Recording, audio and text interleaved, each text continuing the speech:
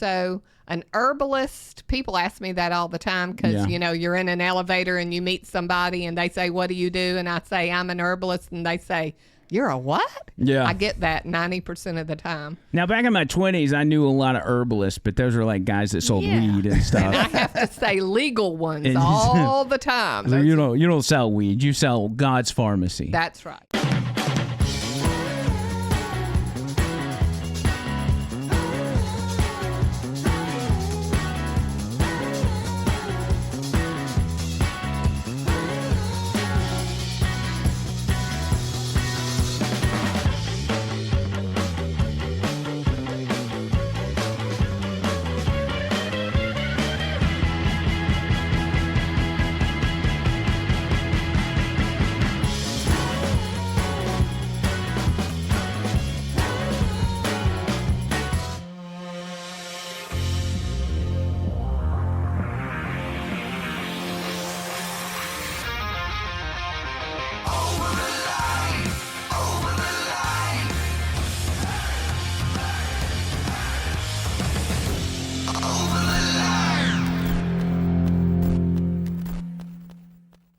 Miss Rhonda Dial finally in the house. Yeah. How are you? Blessed. How are you? Good. It has taken us about, 6 weeks to put this together? At least. And then 2 days before we were going to do it, I made you change the day again because Trish's birthday was on the day that we were originally going to do it. And I'm a guy, It's I well, don't think enough you ahead. realized it. I did. Actually, just to be on the safe side, I went ahead and gave her birthday gift yesterday because very good. I don't know what's going to happen 2 days from now. Just go ahead and get that out of the way. But now I got to do something else. Maybe a card or some flowers or something. Yes. Because I want to stay married. Oh, yeah. And out of trouble. Mm-hmm. So, how are you? Glad you're finally here. Tony got up here as well, obviously. And we've had so many people reach out to us and say, ask Rhonda this, ask Rhonda that. And I'm like, it may be a situation where you got so many people calling in your show they can't get in there and ask questions themselves. But everybody's fascinated by what you do as an herbalist. So, if you were to explain somebody that's watching this video for the first time, what is an herbalist? I've been an herbalist for 42 years, and an herbalist is a person who deals with God's pharmacy, which are 3.5 million herbs that we know about that he made. And basically, I teach people how to use them medicinally. And if you feed your body the food it needs, it has a God-given ability to rebuild itself. So that's the whole premise of what I work off of. So an herbalist, people ask me that all the time because, you're in an elevator and you meet somebody and they say, what do you do? And I say, I'm an herbalist. And they say, you're a what? Yeah. I get that 90% of the time. Now, back in my 20s, I knew a lot of herbalists, but those are like guys that sold weed and stuff. And I have to say legal ones all the time. So you don't sell weed. You sell God's pharmacy. That's right. You say 3.5 million? Yes. And that's a lot. Now, I don't have all that. No. How many of the 3.5 million do you think you know about? I deal with 600 products, and some of those have blends. So only, probably 3,000 herbs is all I know about. But do you think what you deal with, how many ailments does that cover? It's got to be a bunch, right? Different. Well, this is the deal. An herb is not a medicine that treats a disease. You're feeding the body the food it needs, and it has a God-given ability to rebuild itself. So you might have a label of a condition, and I'm not going to address that, but you have a deficiency in your body. Your immune system might not be functioning properly, or your thyroid might not be functioning properly. And what I'm going to do is test you to see which supplement would nourish and feed that part of the body. And then if we get it functioning at 100%, bam, you don't have that problem anymore because it's working at 100% now. What's it look like when somebody comes into your office and how do you do your assessments? Is it a questionnaire? Like, how does that work? No, first off, they have to call and set up a time because you can come in my office just willy-nilly, but I'm not going to be able to do a consult with you because I work by appointment. And when I'm doing a consult, I'm trying to, spend that time with you. First consult lasts 45 minutes. So I'm going to ask questions that probably other people have not asked you before. Mm-hmm. Number one, first question for everybody is how much you weigh. And some people don't like telling me that, but I said, listen, there's a reason behind this. If you want me to help, you better tell me. There's a reason, because I'm going to do math, and I'm going to take your body weight and half it, and that's how many ounces it takes to hydrate you. Right. And we're going to go down the water trail first, because that's the most important thing. Is that really out of all things you could do on a daily basis, getting enough water, getting that half your body weight in ounces is the most important thing you should do daily? Most important thing. Wow. Trish had taught me that, and I try to stick to that. It doesn't always work, but I did, when I first started doing that, I lost a good bit of weight just by doing that. One thing. Yeah. That one thing. Crazy. But the supplements, most of what people take are dried. Mm-hmm. When you dry an herb, it has 4 times more food value than if it's fresh. Really? Yeah, it's concentrated. But if you don't have enough water in you to hydrate it, you don't get best utilization. Wow. So I don't want people to waste their time and money by buying something and then not drinking the water and not seeing the results. That is probably, drinking the water is probably one of the hardest things for most people to do on a daily basis as well. At least it seems that way. Maybe. It depends on the person, but there's a lot of people dehydrated. Because water doesn't taste good. It's just not. Nobody likes water. Well, tap water has over 700 things that are not H2O. You mean to tell me fluoride doesn't help you health-wise? Is that what you're saying? I don't believe it does. I think it displaces other minerals, calcium. What do you think the purpose of that was originally when they started putting that in the water system? I don't know about that per se. Yeah. There's a man named Clinton Miller who's gone to be with the Lord now, but he was in Washington. He was in politics. Mm-hmm. You can look him up. It's a very interesting guy. And Clinton Miller, him and his wife made bread, homemade, with yeast and all that. And it wouldn't do right with fluorinated water. What do you mean? Chlorine, fluoride, all these things they add to water mess up bread when you're trying to get it to rise and do all that stuff. Yeah. And so he started investigating why it's even there. And he lived in the state of Utah. And Utah, for a long time, didn't have any of those things in their water because of that. Mm-hmm. Because he legislated against it. It was very interesting. No, I mean, usually when you go against the government like that, bad things happen. What did he die from? Was it natural causes? Age. And he stayed, I can't remember what if he's a congressman or what it is. Y'all can look it up. It's Clinton Miller. But he stayed in that office till he was ancient.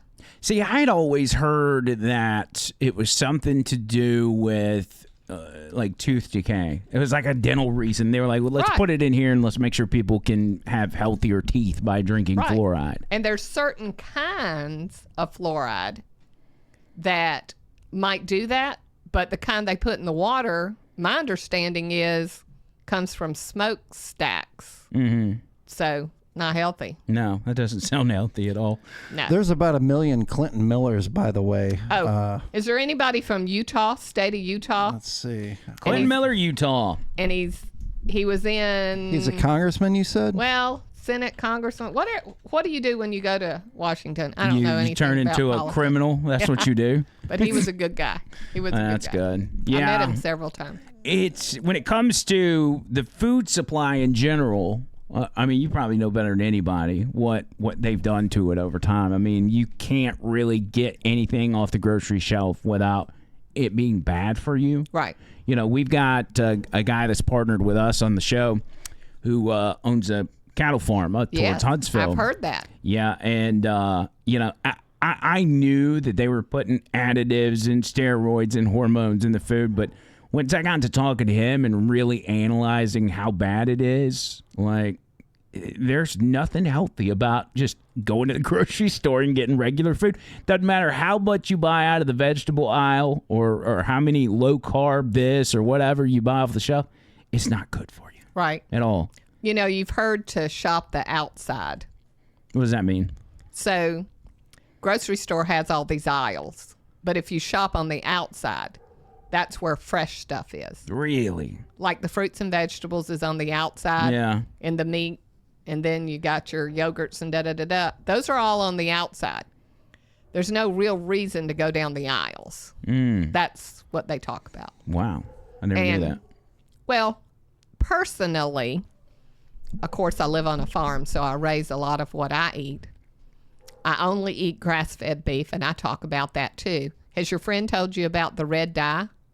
Yes, the actual what it looks like at the grocery store. Yeah, they put dye on it to make it red because as beef ages, it can turn dark. Right. And so they put red dye on it, so it's red, and you think, oh, that's what beef's supposed to look like. And think about society as a whole. Everybody thinks that's exactly what beef's supposed to look like. Right. That's crazy. It is. And pickles. I just gave y'all a cucumber. That's right. Got it right here. Now, do you notice the end of that cucumber is a little yellow? Yes. Now, if you made a pickle out of that, they would say, ooh, it's yellow. But cucumbers are not solid green all the time. Yeah. And so what cucumber companies do when they put it in a jar is add dye to make it green. Just simply for the visual appeal. Totally. At a grocery store. Totally. That's crazy. Now, I do know with meat they add silver nitrate as a preservative, and at the end of every podcast, I tell the people to get plenty of water, meat, sunlight, and sleep, and like our bodies are like a plant. Is that somewhere? That's good advice. Yeah. He says it every single time. Sweet. Awesome. Yes. He's so excited about that. It's, what's another one is like breakfast being the most important meal of the day. Is that true, or was that a cereal company campaign? Truthfully, if you are living on this earth and exerting energy, working, you need to eat 3 to 5 times a day. Really? Off a plate that is not huge. As they say, salad plate's not a dinner plate. But in the morning, we need to eat. And coffee is not a meal. And so we need to eat food to give us energy. I wrote a book on energy. And that's my number one thing that people come to me about is they say, I have this problem, that problem, and by the way, I don't have enough energy. But they don't eat. Right. Food is your fuel. They don't eat, they don't drink. What do you expect? Well, I'm not going to tell you what my eating habits are. We're just going to skip that part. Actually, what I do, you've heard of OMAD, which is 1 meal a day. That's what I do, and I've been doing it for years. And that's fine if that works for you. And I hammer down at night, and that's when I do my eat. And a lot of people give me a lot of heat for that, and they say, that's the worst time of day to eat. You're doing this. And there's probably some truth to that, but all my calories or all my, everything I eat is coming. I don't have anything but water throughout the whole day. Gotcha. And then at night, I eat. Now, it's had its downside in the sense of, now I just can't eat during the day because I get so incredibly tired after I eat. Right. If I eat, for lunch or whatever. So I'm hands off food all day long until I'm ready for bed. When people say what you just said to me, that they get sleepy after they eat, the problem is enzymes. Because what you're eating is probably cooked, because we live in the South and we're known to cook our food slap to death. Yeah. So enzymes are in raw food, cooked food. It's been heated out in the first part of the cooking process. So if you take enzymes when you eat cooked food, now it doesn't sit there like a lead balloon. Because if the stomach is working really hard trying to digest what you ate, it's going to take energy away from you, no duh. But if you take enzymes helping you digest your food in your stomach, then you eat and have energy like you're supposed to. Wow. I've never heard that. Mm-hmm. Now, what do you mean by enzymes? Like taking enzymes? You're talking about like a capsule you take when you eat? Usually, depending on your blood type and what you're eating, it's going to be a blend of enzymes. So enzymes are like protease is the enzyme your pancreas makes. Lipase is the enzyme your gallbladder makes. Hydrochloric acid is the enzyme your stomach makes. You know, all these organs make things, enzymes to digest. Like protease helps you digest protein. Lipase helps you digest fat. So you got to have all of those? To digest all the food you're eating, because you're probably eating a protein, a fat, a vegetable, right? Legume helps you digest cruciferous vegetables. I don't know that I don't know what I would eat during the day. I'm thinking out into the future. So yeah, I mean, I do meat. I like meat. I like the protein. And that's hydrochloric acid. Do you know your blood type? O positive. Something. Okay. O's are supposed to be the meat eaters. Yeah. I think it's O positive. Okay, that's good. But I'm not 100% sure. What's the most common one? 43% of the United States are O. Oh, wow. Next is A. We have a lot of B's in the South, and AB negative, for example, is the least common blood type in the world. AB negative. Mm-hmm. So those people are pretty weird. No, I've met quite a few. They're very nice. Oh, they are. Okay. Yeah, I think I'm O positive. That's fascinating, though, because it doesn't really affect my day-to-day life. But, for instance, yesterday we went out for the stepdaughter's boyfriend's birthday. And then we went to an Indian restaurant, and I was the only one sitting there not eating anything. And it's because I knew what would happen if I ate, so I just got a drink or whatever, you know. And I've always thought about that. Like, what could I do? Part of the problem is because I just eat that one time a day, if I start eating, it's hard to stop because I'm so used to get all your food in right now. So what time of day do you start eating normally? 8 p.m. Ooh, what time do you go to bed? 10 or 11. I know where she's going with this. There's a rule, and I didn't make it up, that you need 3 full hours from the time you finish eating supper before you go to bed to have time to digest your food, because same thing I was talking about before, your stomach works hard at digesting that food. Yeah. You want to go to sleep. Those are 2 separate functions of the body that will not work together. Mm-hmm. They don't work at all together. So either the body chooses that you sleep or you can't, because it'll either digest the food or it don't, which if you don't digest your food, it sits there in the 98.6 body to the next day. Just marinating. Rotten, putrefying, fermenting. Yeah, it's awful. That does sound awful. Now, when I was growing up, my dad always told us not to eat big before we fell asleep because our body slowed down and it wouldn't digest the food properly. That's all true. He was a smart man then. Yeah, you know? yeah. So. It's all true. That's fascinating because that's a topic of conversation a lot within my household, and people that, you know, when it comes up that I'm a 1 meal a day guy, you know, everybody becomes an expert on what you were actually an expert on, but it's good to know kind of the ins and outs of what's going on there. Yeah. We're going to have a come to Jesus with you about your whole routine, Andrew. I just don't. I'm so stuck in my ways, and I got to have my routine. If it gets thrown off, I'm just... Your body is used to it, and so I wouldn't change to the way I do immediately. Mm-hmm. I would say start maybe just adding lunch. Yeah. And then move supper back so it's not so close to bedtime. What about having enzymes on standby in case I get into a situation where I have to eat in the middle of the day? Totally. And then it would keep me, because that's the one thing that prevents me from doing it, is being exhausted after I eat. I hear you. So, I mean, if that would actually solve my problem. Yeah. And maybe your body's been so used to falling asleep after eating that if you eat during the day, it just assumes you're going to be falling asleep soon. Yeah, that's kind of what I was thinking too. Yeah. It's just like, all right, time for bed, buddy. Right. You grow a lot of things and vegetables yourself. What all do you have? Oh gosh. All I know as of right now is cucumbers, but I want to know what else you have. When I first bought the farm, which was 7 years ago, I had never gardened. I've been doing radio 30 years, and I used to say, y'all, I'm an herbalist and I don't touch dirt. Why I would say that is because people thought I grew herbs, and I never did. And I don't now. I don't grow what I distribute. There's no way. I have thousands of clients. There's no way. Yeah, you can't do that.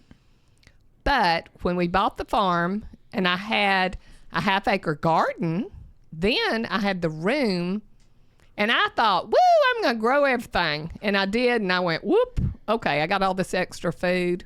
Yeah. I don't want to waste. So then I started stepping back, and now I grow what I eat. And I don't eat all foods. I don't like everything. You don't like everything probably either. And No, so I don't. I'm not a greens person, like turnip greens, collard greens. Now, will I eat them occasionally? Yeah, but do I want to grow them? No way, Jose, because I'm not going to eat them that much. Is there a food out there that if you told everybody, hey, I don't eat this, they would think it's weird? Like, what's the weirdest thing you won't eat? I don't know. I eat more things that I eat that people think are weird, because I love me sardines. And some people, I know. And people go, well, I say you love or hate sardines. There's no middle ground. Now, Bird said he's going to do a sardine deal on this show, but I think he's backed out of that. I don't think he's actually going to do Sardines are delicious, but that's my taste buds. What about, Tony, Google what's the stinkiest fish that you can buy? Anchovies, probably. No, it's something else. Maybe, I don't know. Put smelliest fish in a can, and we proposed the idea mackerel, anchovies, that John Bird was gonna. Oh, there it is. What does that say? What is that? I don't see the name. Oh, surströmming. Is that what it is? I have no idea what that is. Pull up the images tab on that and let's see. Oh yeah, that's it. Surströmming, some sort of German deal. Oh, they serve it somewhere else. Oh, God. And they say that is the most horrendous, rancid smell. That guy's got a mask on. Yeah, look. This guy can't even, look at it face to face. Right. Would you try something like that? I'd try it. Really? I'm one of these people. I will do anything one time. Wow. But then maybe not again. Yeah. But just one time, I'll try it. Now, I can't, though, eat spicy foods. If that's spicy, I'm not going to do it. If it's fishy, I'm cool with that because I like fishy stuff. Okay, so but I can't do hot foods. Like all that stuff I've heard you do on the radio. No way, Jose, because I can't do black pepper. Really? Black pepper sets me afire. So no jalapenos, no nothing? Nothing. Yeah. No. I guess that was my next question is, Tony, if you'll look at your email, I sent some pictures of my pepper plants. I don't have. We're planning on next year to do a big garden, Trish and I. Yeah. With different vegetables and stuff, but I'm doing pepper plants as a I don't know, a tutorial. We've got a listener named Hippie, and he gave me a couple plants that were just starting out. What kind of pepper? We've got 3 different types, which is a. I bought the red Carolina Reapers at a flea market. Okay. I've got peach variety Carolina Reapers and peach variety ghost peppers. And this is what they looked like a few, a week or 2 ago. Okay. And if you go to the next one, that's what it looks like today. Wow. And so that tall one on the ground is the ghost pepper. And again, I'm not a gardener. I don't really know what I'm doing. Well, but they're looking good. they're about to start popping some peppers off. But the question is what's the benefit to me for eating ungodly hot stuff? Because I do it all the time. It increases blood flow and circulation, and it's rich in vitamin A and C and other things, so it's good for you. Does it help like blood pressure? Yeah, sure. Regulate things out. Anything that increases blood flow and circulation gets things moving, and you know it gets things moving because it makes you sweat. Yeah. And I mean, it gets things moving. So, and I do consume pepper, but it has to be in a capsule where my mouth can't taste it. Right. Oh, some of the stuff that I got would kill you. Oh yeah, I just and kill me too. I don't do any of that because I've got 2 jars of one of Ghost, one of Reaper, and it's mixed into it's ground down and made into this applesauce type texture, and it's hard for me to even eat. It's but that's good because here's one thing I dealt with, and you probably heard me talk about it on the radio show where I was dealing with these crazy panic attacks, and it was awful, and I still have it going on a little bit, but it's a lot better than it was, and most of it came from a place, if I had a weird feeling in my chest or even in my arm or any part of my body, my brain went to worst case scenario and say you've got a blood clot, you're having a heart attack, and all this other kind of stuff, and I really struggled with that. The doctor gave me like Xanax and Lexapro, which I quit taking. But what about people that deal with that? What do you suggest to them? When I'm doing a consult and somebody says what you just said, I write something at the top of their sheet of paper. And it's 2 Timothy 1:7, which says, God has not given you the spirit of fear. Worry and fear are the same thing. But he has given you power, love, sound mind. So that's what I write on their sheet. And I say, memorize that. That's my scripture. Memorize that. Get it in you. Understand it. Believe it. Because thoughts are going in your mind and they don't come from God. Those thoughts that are saying all that you just said, that's not of God. That's the devil putting that in your head. And it's not true. It's false. Yeah. Now, the adrenal glands sit on top of your kidneys. Adrenaline can also cause anxiety. That's why sugar and caffeine, if a person's really wired for sound, then I ask them to get rid of sugar and caffeine because they don't need any more stimulants. They're already stimulated to the max. Right. And then we nourish and feed the adrenals. It could be B-complex. It could be licorice, not candy, but the herb. Pantothenic acid, which is B5. There's all kind of things you can do to nourish and feed your adrenals.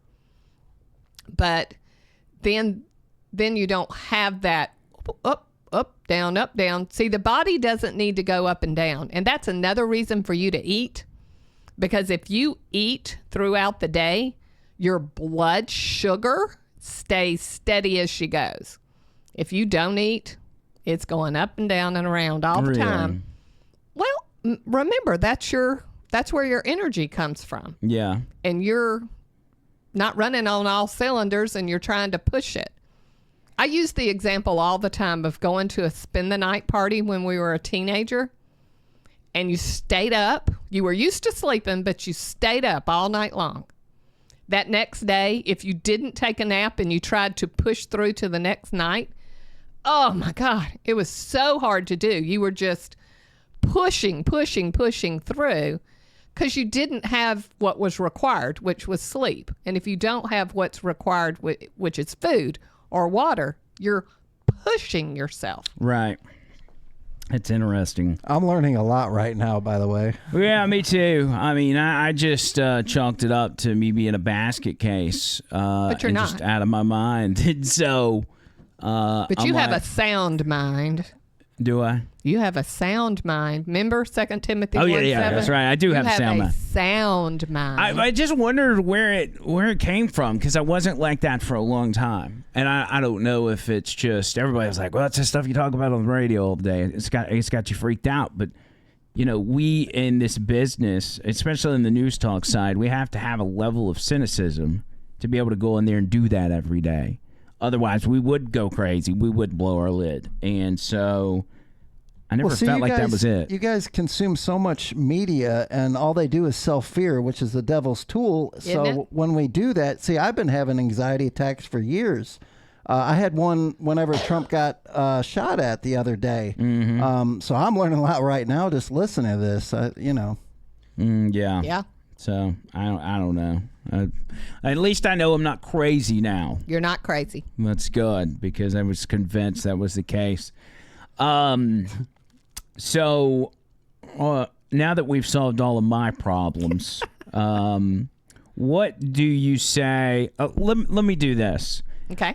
We have steered away from talking about this topic on YouTube because there for a while they were booting people off. Mm-hmm. But if somebody comes to you, say somebody comes for a consultation, and this is back during the hysteria over the COVID shot, and they say, Miss Rhonda, should I take it? What would you tell them?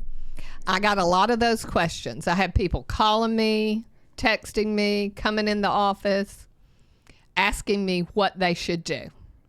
And I said, listen, you believe in God, right? And they'd say, yes, of course. And I'd say, we've always prayed about decisions that were heavy duty, things we needed to decide what we were going to do.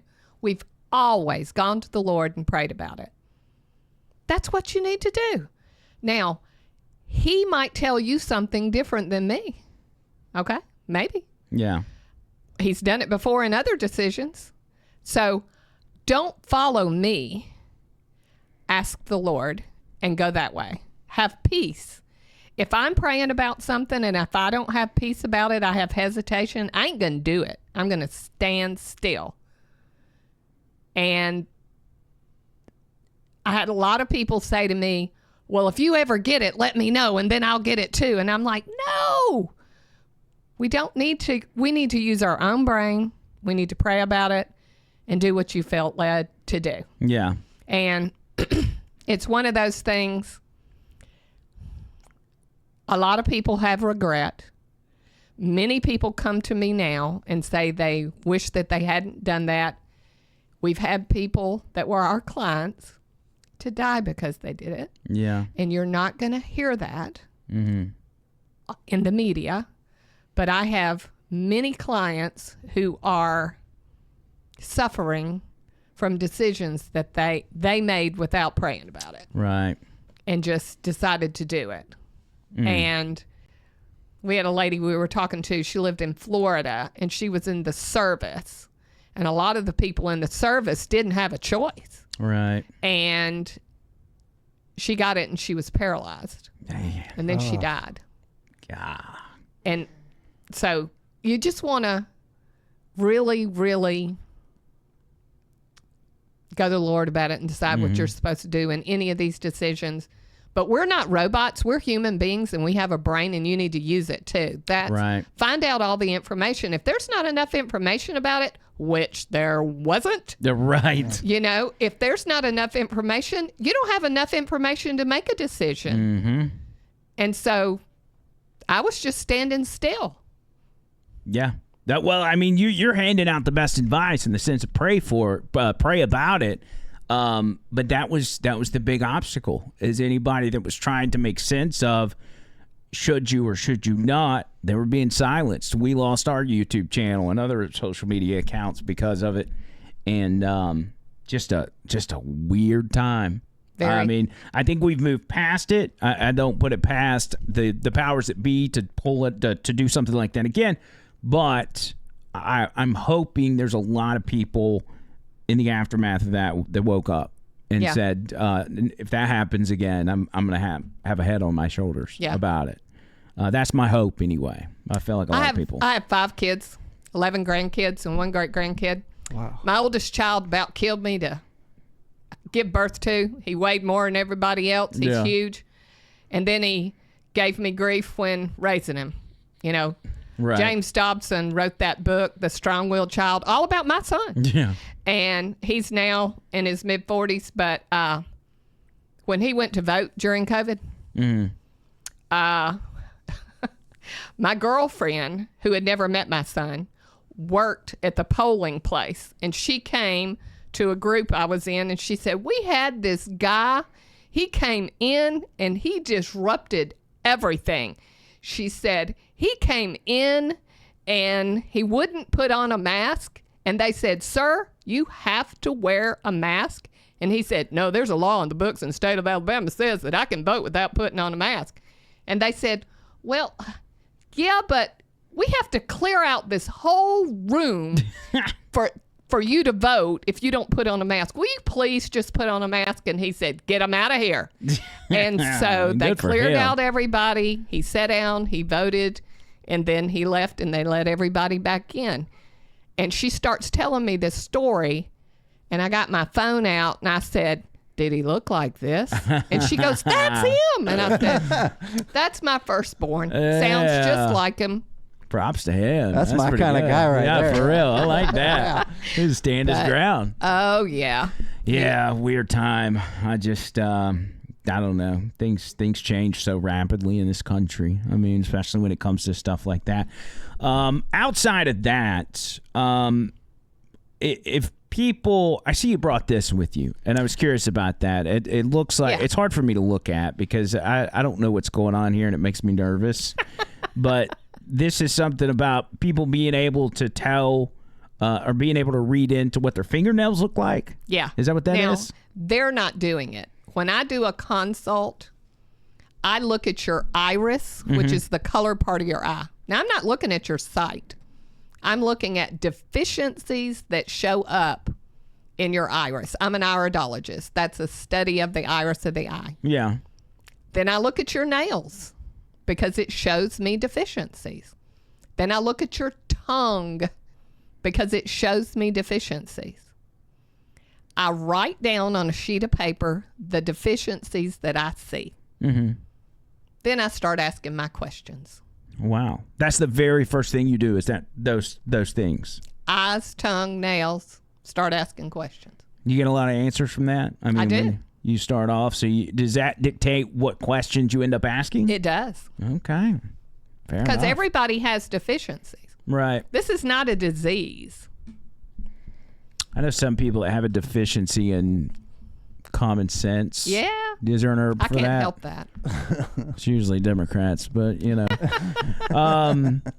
Well, that's the route you take with everybody. If I do a consult, yeah. You do a consult. Do you do a lot of consults? You're open what, Tuesday through Saturday? Mm-hmm. Is that right? I am. And people just call you. I mean, so many of our people have heard you on the radio. Mm-hmm. But say that we've got people that are seeing you for the first time, part of the Over the Line audience, and they're like, I want to talk to Rhonda Dial about, something I got going on. Two things they can do, consult or listen to your radio show on Saturday. If they wanted to reach out to you and get information on a consult, what's the route? They just call and ask questions. The phone number is 205-733-7000. My website's my name, rhondadial.com, and everything's pretty much on there. But I work by appointment. A consult, the first one does cost $75, and we spend 45 minutes together. Mm-hmm. I had a lady the other day, she came in and she goes, I have been waiting about a year to do a consult with you. Yeah. Because I was saving up my money, and then I called and found out it was $75. She said, what in the world was I waiting on? Because people think it's going to cost more than it does. Yeah, it's very affordable. How hard was it to get the website Rhonda Dial? Well, that was funny. Years ago, when I started doing radio, which was 30 years ago, God, that's crazy. You have to start, having all the stuff everybody else has. And I needed a website, and somebody told me in the radio business, I don't even remember now, my producer, he said, there's a website you can go to, and it'll tell you how many people have your name. And he said, Rhonda, there's only 10 people in the U.S. that have the name Rhonda Dial. Really? And he said, you could just use your name. That's genius. And so, and on YouTube, it's Rhonda Dial channel. I just use my name. God. It's mine.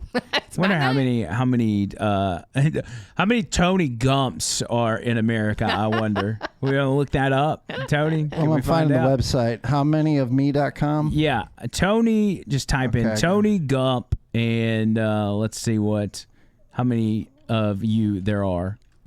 Is your real name Anthony? Yeah. Yes, it is. Okay. Oh man, look at that. There's 228 Tony Gumps in all of America. Wow.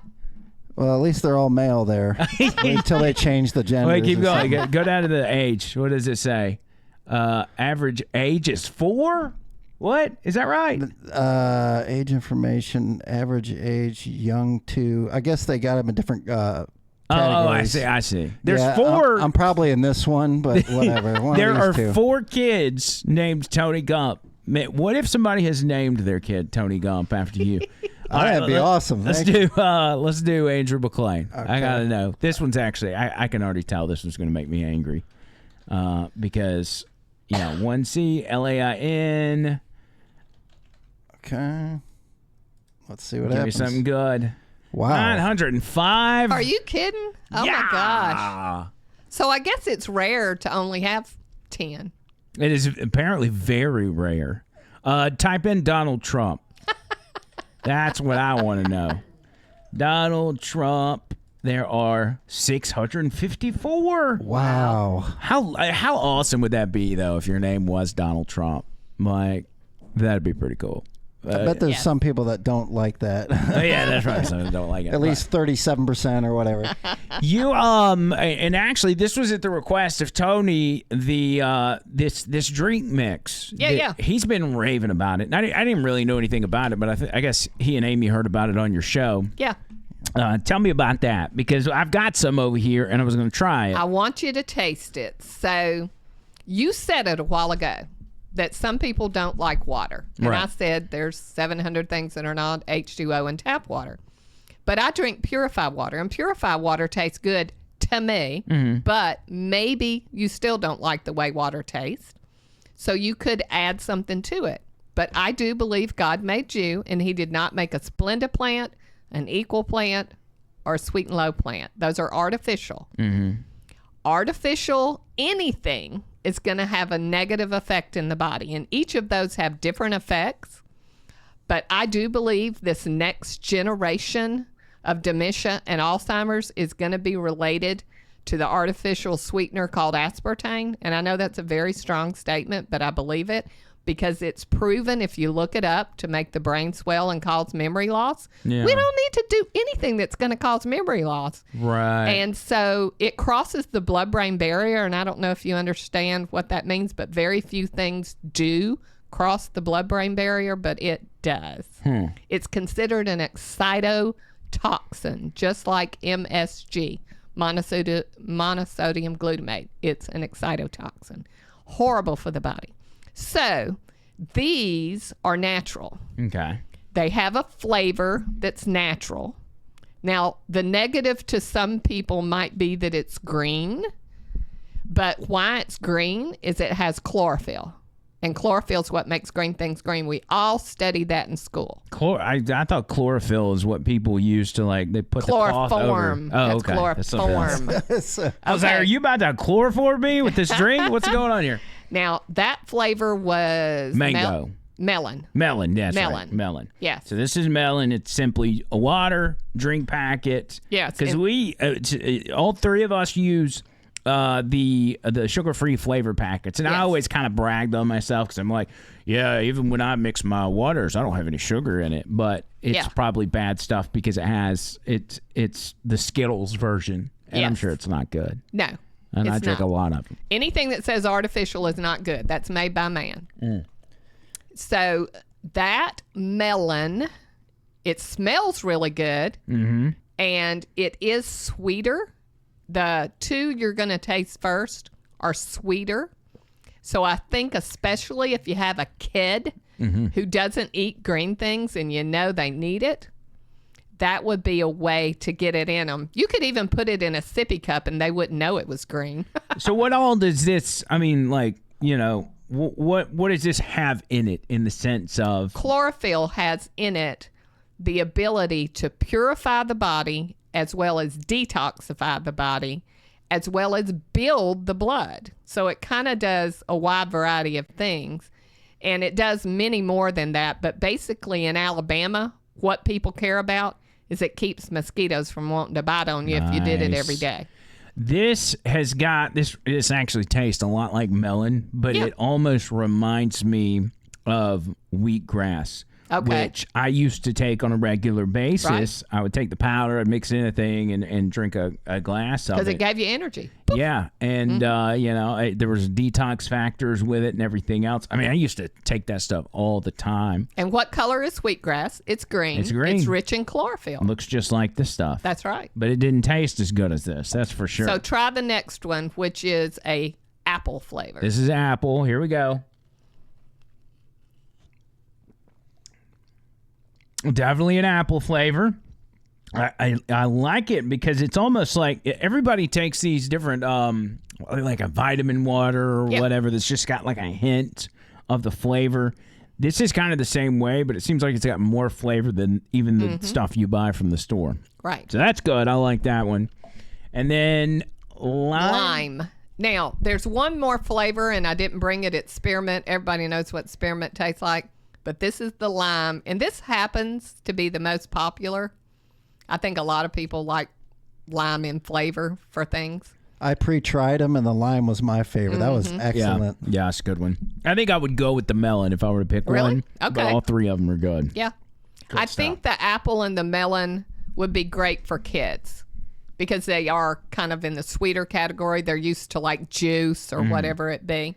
Well, how often, if somebody has that stuff right there, you just do one a day? Yeah.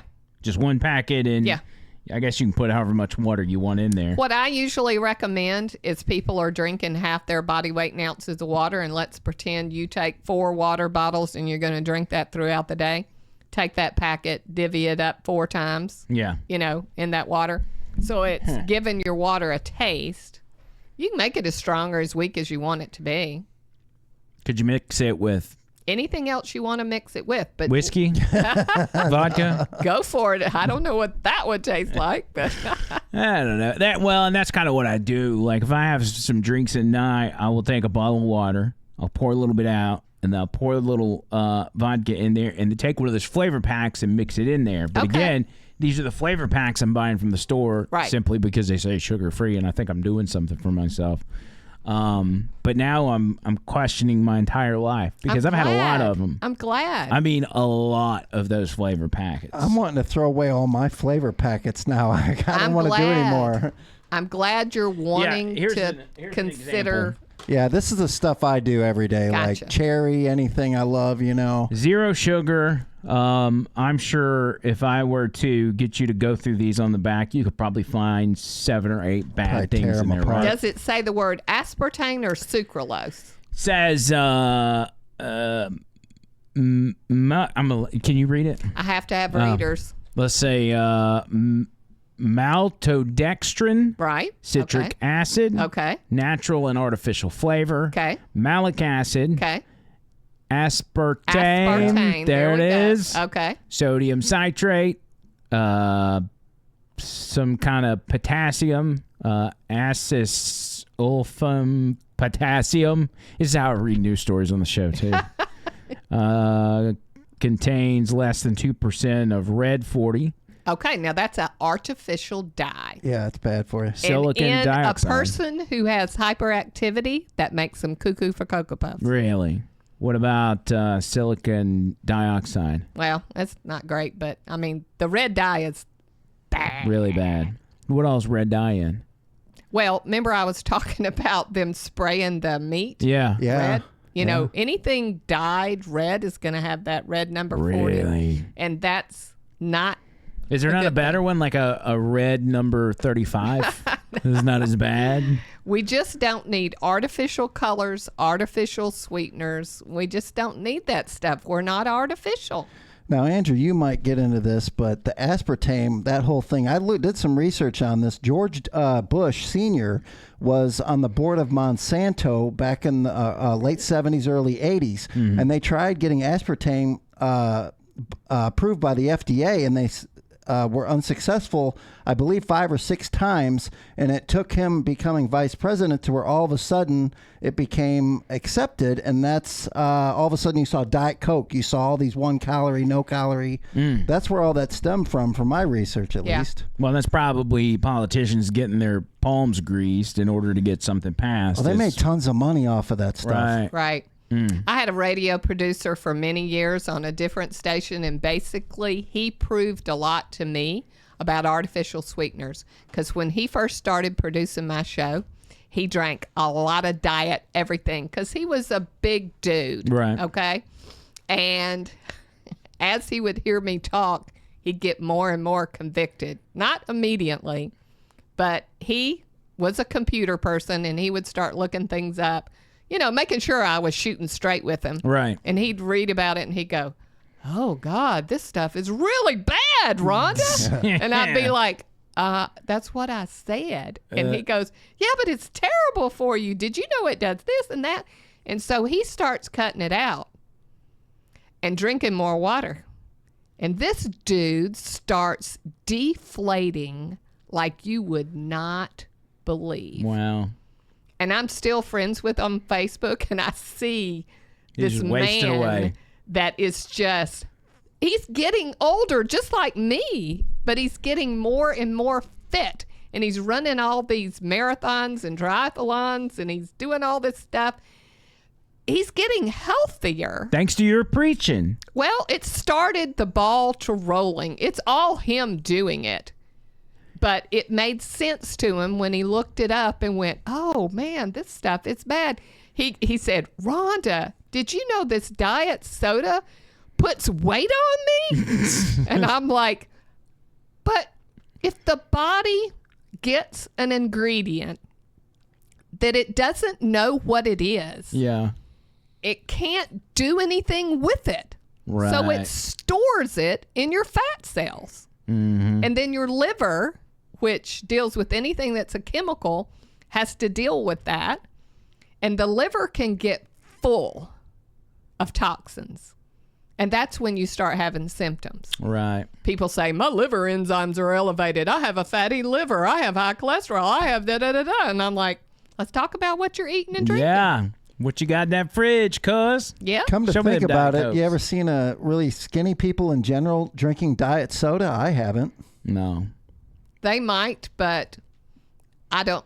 I had a lady come in my office. She's a school teacher, so she's smart. Okay? Yeah. She drinks 10 We're all thinking to like school teachers we know. 15 cans of soda a day. Wow. And they were diet. Trump does that, actually. He drinks Yeah. a lot of, but he's not exactly slender that much. No, he's not, but he's got a great golf game. That's Yes. what matters. Yeah, that's I've always, from a young age, I was told that Diet Cokes were bad, but it was always the Diet Cokes were bad, but the regular Cokes weren't so bad. And that's why, because we all grew up on that stuff, you know, and you inadvertently, when you have kids of your own, you start doing the same thing. It's just like going to McDonald's and getting a Happy Meal. You know, you're like, well, I mean, I turned out fine, so I'm going to give my kid the same thing. Mm-hmm. And if I could do it over, I would not deprive my kid of ever having a Happy Meal, but I would say let's do that the least as we can. Right. Moderation. So, yeah, moderation. And so, did you like science in school? I barely passed it. Okay. Political science, maybe. Yeah. Well, you can get a bowl of soda. Mm-hmm. It doesn't really matter which kind of soda, because soda is about 2.4 on the pH scale of acidity. And take a tooth that a kid might lose or an animal might lose and drop it down in there. And in 2 days, it's not there anymore because it dissolved. Wow. Jeez. And then you can get meat and do the same thing, because that 2.4 acidity will eat through bone and flesh. So when you consume a soda of any kind, diet, it don't matter, whatever it is so acidic. What the body does to keep you from killing yourself is it will leach out very alkaline substances in your body. The 4 that all of us have are calcium, magnesium, potassium, and sodium, and those are in between 10 and 12 on the pH scale. But sodas leach calcium from your bones. Do you want that? No, sounds awful. So, especially at my age, I don't want to do anything that's going to take calcium away. I need to make my bones as strong as I can. So drinking soda eventually can catch up with you. So you say if you say one thing that a lot of people, especially in this country, have in their diet, the number one thing to take out of your diet would be soda for soda drinkers. You know, I ask people what they drink. When they do a consult with me, I say, how many ounces of water do you drink in a day? And then I say, do you drink coffee every day? Do you drink tea every day? Do you drink soda every day? Do you drink alcohol every day? They think that I'm going to get on a bandwagon of alcohol being bad. And I'm not saying everybody needs to drink alcohol, but what I'm against is the soda, because at least the ingredients of coffee, tea, and alcohol were all made by God. Do you agree with me? Yes, 100%. Especially alcohol. Yeah. But soda was not made by God, and you were. So you put a man-made product in a God-made body, and you're going to have a side effect. It also leaches calcium from the bones, but it also robs you of oxygen because it's carbonated. Soda is so addicting, though. It is. I mean, and we're not supposed to be addicted to anything but Jesus. So you got to just really think about, do I really want to be addicted to that? Because I've been down that road being addicted to soda, Mountain Dews, and I'm not like, it doesn't appeal to me now because I've gone so long without really drinking it. I could drink it like a mixed drink or something, but I haven't had it in a long time, so it doesn't have an appeal. But if I were to jump on that bandwagon, have soda for 3 or 4 days in a row, I'd be all the time, especially during the summer when it's hot. It's like when so much better. When the ball starts rolling. But they make these natural sodas now. Really? Yeah. What are they called? There's a bunch of them out there. I'm just going to promote one right now. It's called Ollie Pop. Ollie Pop. And the ingredients are a tonic. But it's a soda, so it's carbonated. They have lots of flavors, and it tastes good. I'm looking at these. There's all your flavors. And it looks familiar. Do they sell them in stores like gas stations and stuff? No, I don't know about gas stations unless it was if it was a good gas station. There's no good gas stations. I can't buy anything in a gas station but gas. But they sell them at stores, yes. Yeah. And of course they sell them online. And they're not cheap. So you're not going to drink 10 or 12 a day because you couldn't afford to. So you're anti-gas station except for getting gas? Yeah, like you wouldn't go to there's nothing in there I can eat. Yeah, you wouldn't go in a gas station and buy a loaf of bread that's probably been sitting there for 2 weeks. Well, it's probably white bread. I don't do white potatoes. I don't do white rice. Really? I don't do white bread or white flour pasta. Yeah. Or white corn or cornmeal. I don't do that. Did you know the town I live in, which is Wilsonville, is known for its blue corn? Blue corn? Mm-hmm.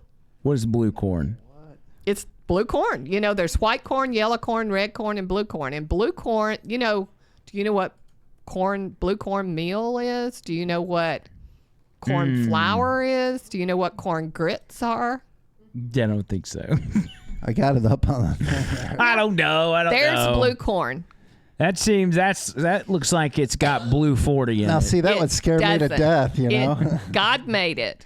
See, this is the thing. In nature, the way God made the world, in nature, the darker in color, the more nutritional value the food has. I saw a commercial that said that. It's a fact. It's like a Super Beats commercial or what is the one they advertise on Fox all the time? I don't know. I don't watch that. Oh, yeah, that's right. It's that one that has all the veggies in their pill, and the other one has all the spices. Nature of something. Like, have you ever eaten okra? Yeah. Okay. There's green okra. Did you know there's red okra? I did not. I don't think so. I grow both. And, there's green cabbage. And then, there's purple cabbage? Yeah, I think I knew that. Well, the purple has more nutritional value. And the blue corn has more nutritional value than the white corn. Interesting. And they make grits and flour and meal and all that out of all these colors. See the red okra? Isn't it pretty? Oh, my God. See, that appeals to me, but it's only because I feel like it's a pepper. And so it looks like a pepper, right? It kind of does. Looks like a chili pepper. The little seeds in it are smaller. Not as much. Now, I have one question, getting back to the pH that you were bringing up with the fingernails and all that stuff. I was always told that people drank lemon water to help them digest food because supposedly stomach acid is the 2.23 pH is the same as lemon. Is the lemon and lime? Yeah, but when you put lemon in the body, it's alkalizing, not acidic. but it does help balance pH, and it is cleansing. And for people that have a real problem with kidney stones, if you drank lemon in your water, it can help dissolve the rough edges of the stone so they can be passed without pain. God, kidney stones have always terrified me. Have you ever had one? I don't want to say because I don't want to jinx myself. But well, hopefully you never do. No. You probably have one, just don't know it yet, sitting in there. Y'all don't say that. Like that gives me anxiety. So, what? I mean, if you get a kidney stone, is there any way to break that bad boy down? Or Been there, done that. Got the T-shirt. I mean, what do you do? Well, lemon in your water, like I said, real lemon, not the juice, real lemon. Yeah. And then you're gonna. There's supplements to take to make your kidneys stronger, like there is of any part of your body. So I would take those. And then there's another supplement that you take to dissolve calcification deposits. We have more than one, but I always tell people, go to my website, rhondadial.com, click on product list, and read about hydrangea and read about burdock. And that's what they're historically used for, is to dissolve calcification deposits. But that's after you find out you've got kidney stones, or that preventative? If you stayed hydrated and you drank lemon occasionally, if you ate right, if you did what you're supposed to do, I don't think people are going to have kidney stones. Yeah. Now, when I had them was years ago, and it does feel like you're in labor. It does feel like you're going to have a baby. And I've had children, so I do relate those two things together. And I only had it that one time. And so I did everything within my power and have since then to never have another one, and I haven't. This is so terrifying. I think I'm going to have a panic attack just thinking about it. No, you're not. No. Don't worry. Oh. Don't worry. Be happy. So a couple questions, and this came from my people, my wife in particular, and I think some of her family members. Trish says her mom is and her going to go book an appointment with you. Cool, love to. So that's going to be exciting. They're asking about, number one, a parasite cleanse. Yes. What do you have on that front? I have lots of choices there. Every living thing has another living thing living off of it. But it'll go in and go out and go in and go out if your channels of elimination are open, which are colon, kidneys, lungs, lymphatic, and skin. Those are your 5 major channels. Yeah. So that's why you keep that open. But if you say, well, I don't go poopy every day, well, then we need to open up that channel of elimination, because then parasites are more apt to get in you, stay, build a condo, have babies, and have a problem. So is there a thing where, like, you've got certain parasites in your body and it affects your hunger? Like, it will. Like the parasites are eating and then they're like, hey, we're hungry, give us some more. And so inadvertently they crave sugar like cray-cray. Really? Yeah. Huh. Well, but parasites can make you itch. And that's the number one thing that people come to me about. They'll say, my rear end itches, or my eyes itch in water, or they'll say my nose itches off my face, or they'll say I feel something on my arm. It feels like something's moving. And if you go to a doctor and you tell them that, they're going to give you an antipsychotic. They think you're crazy. Yeah. But parasites are a real thing. But you just want to open up your channels of elimination so they have the ability to get out.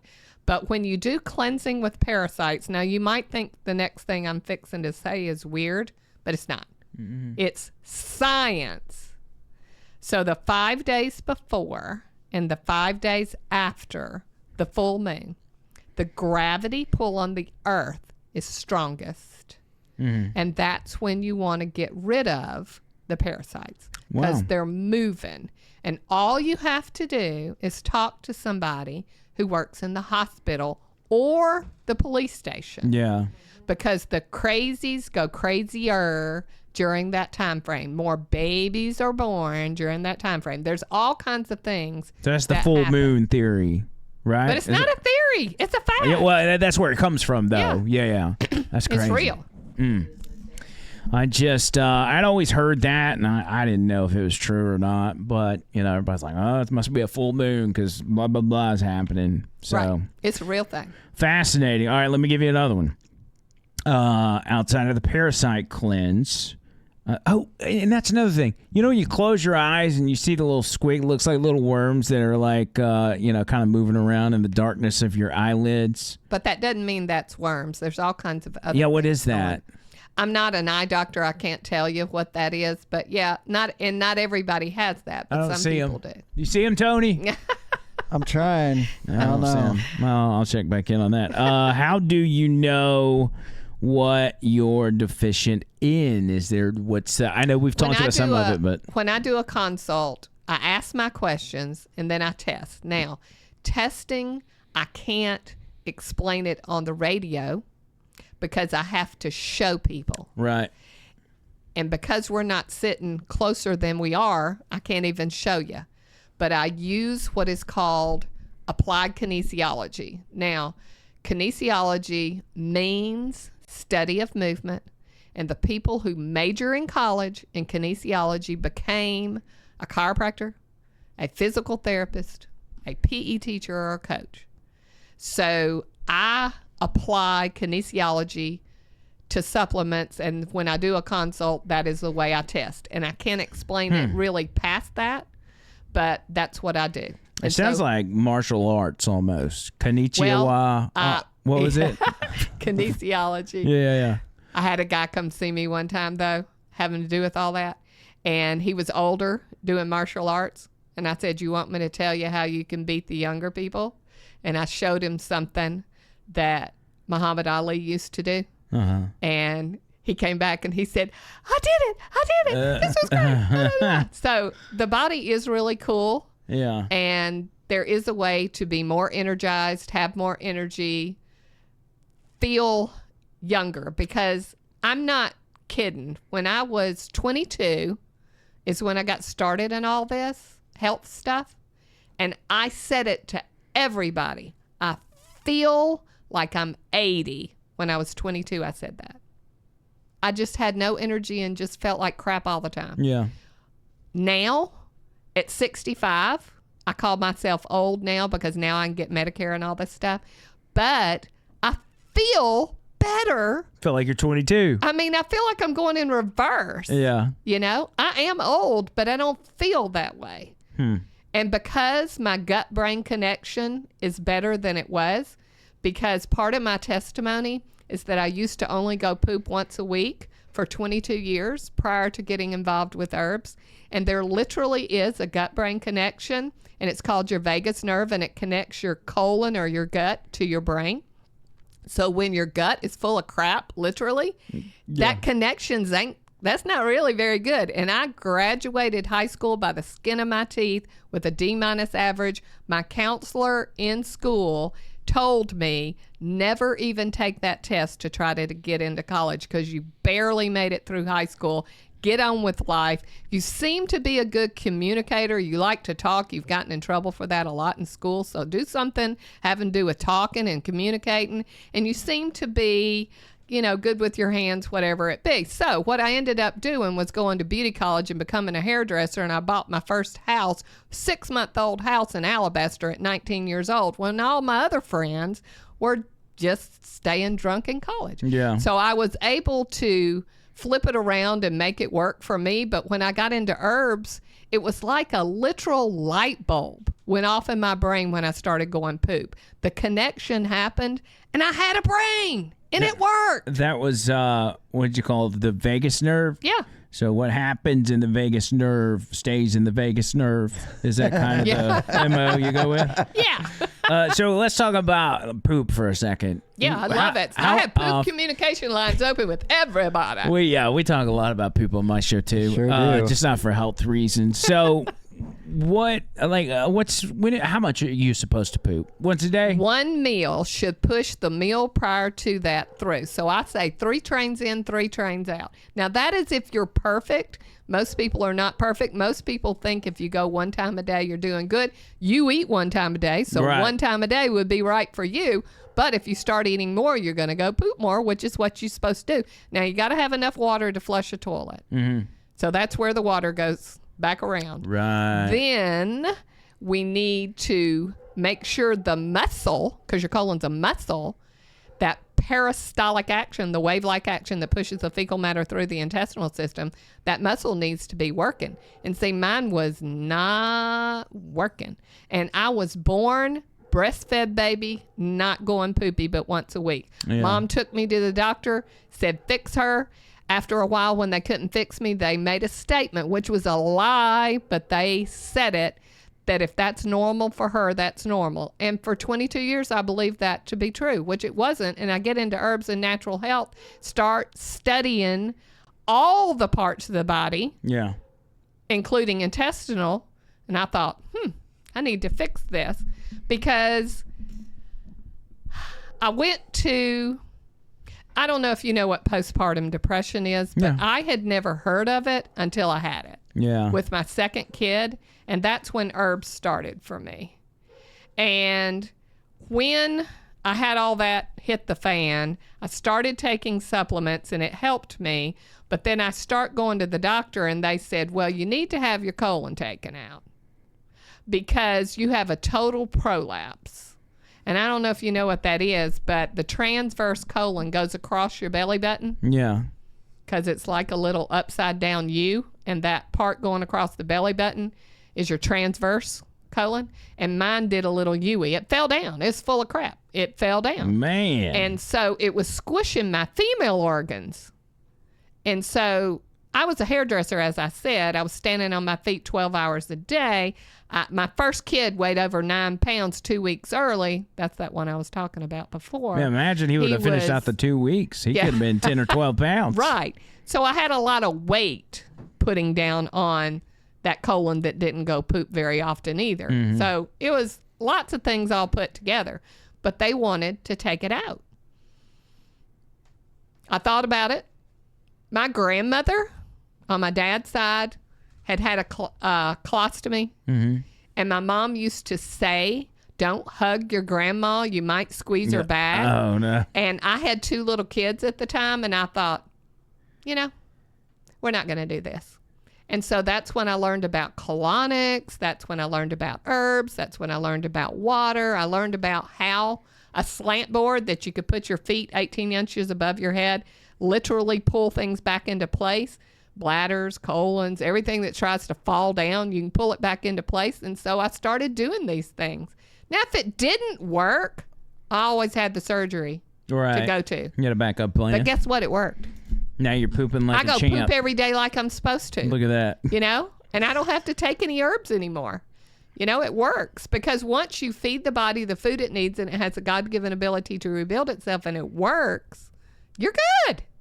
I hate to go back to the anxiety thing I was dealing with, but one of the things I noticed is when those panic attacks would kick in, it would make me feel like I have to poop. So the vagus nerve is involved somehow with that. Yeah. So my vagus nerve is saying, hey, you're having a panic attack, let's poop. Like, is that going to, is it going to calm me down? Is that what my vagus nerve thinks? I don't know the answer to those questions. It was just you weird. And I need to sit down in a consult. Yeah. And let's see what shows up. Yes, we need a consult about, which again, that whole thing has gotten a lot better. So it's not something I really deal with anymore. Awesome. I do try to poop once a day. Good. Doesn't always happen. Sometimes we skip a day, but we'll work it out in the wash. Last one. Yes.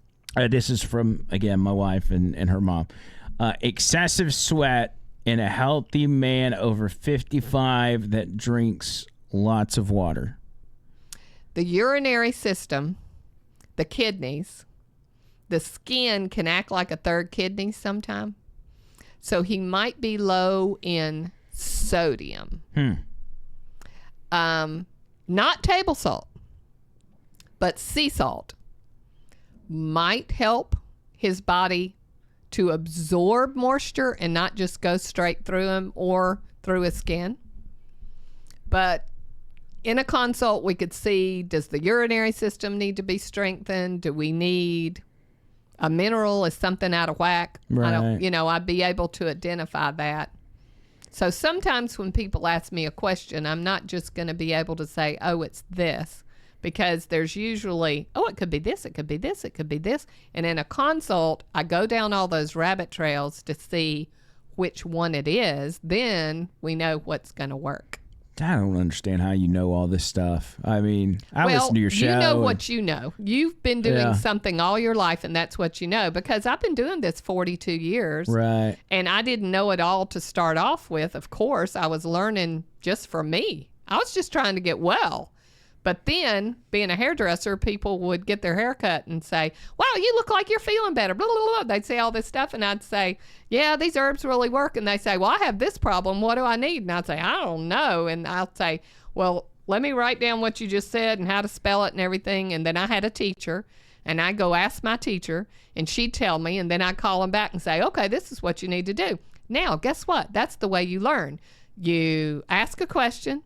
You find out the answer, then you repeat it. Yeah. And when you repeat that answer, now it's in your brain forever. So that's how I slowly but surely, and then I would go to conferences and conventions, and I would teach a class. My teacher said, Rhonda, if you teach, you'll learn. So I would teach a class on digestion. Now, people would come to the class for things other than digestion, but all I had studied up on was digestion.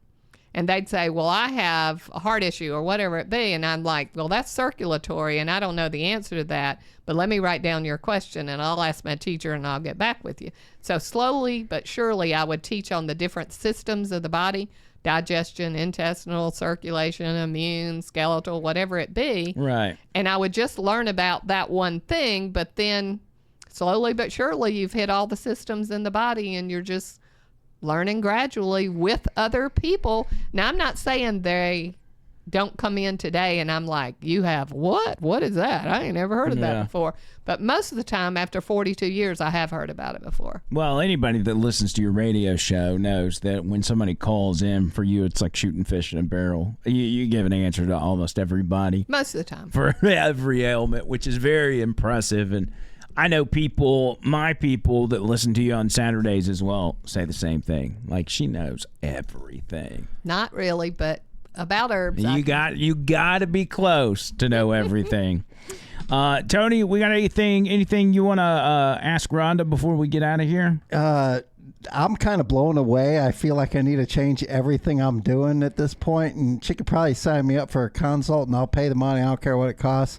And also, just a shout out to my wife's Aunt Martha. She is a big supporter, loves your show, listens every weekend, and she talks about you and stuff.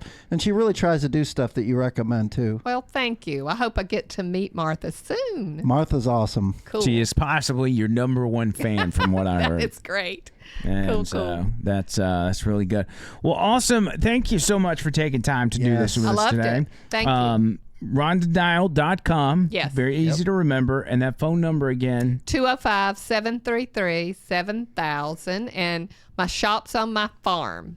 So it's not, I used to be in a building, paid $4,000 a month to be on, a regular strip center thing. Yeah. And during that COVID time frame, they were raising everybody's rent and wanting you to sign a 5-year lease. And I'm like, nope, I'm taking it to the farm.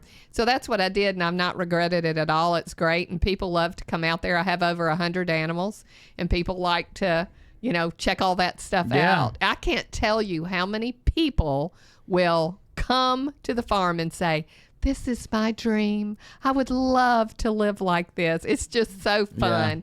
For people to like what you have. Yeah, well, it shows people you're the real deal when you come out there and you're living in nature and you're not in a shopping center or a strip mall.